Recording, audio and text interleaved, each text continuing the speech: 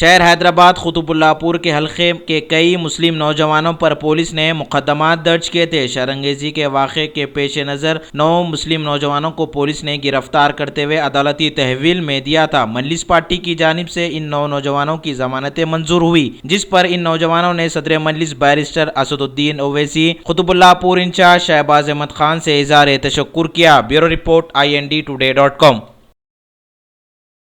حلقہ اسمبلی قطب اللہ پور میں مسجد معراج سورارام کے پاس 16 سپٹمبر کو جو ناخوشگوار واقعہ پیش آیا تھا، اس پر انسپکٹر گندگل نے تقریباً 40 نوجوانوں کو مسلم نوجوانوں کو گرفتار کیا تھا۔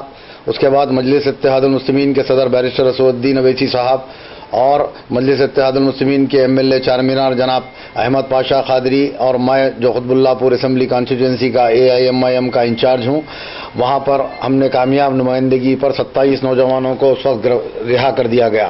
اس کے بعد 13 نوجوانوں کو پولیس الوال کے ACP جناب اشوک کمار صاحب اور گندگل کے انسپکٹر نے 13 نوجوان کو گرفتار کر جیل کو بھیجا دیا۔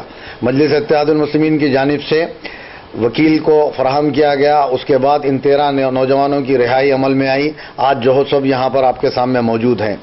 انشاءاللہ مجلس اتحاد المسلمین اسی طرح مسلمان نوجوانوں کے فلاح و بہبود کے لیے اور انصاف کی لڑائی صدر مجلس بیرسٹر اسد الدین اویسی صاحب اور قائد مقننہ جناب اکبر الدین اویسی صاحب کی قیادت میں اسی طرح انصاف کی ایک لڑائی لڑی جا رہی ہے۔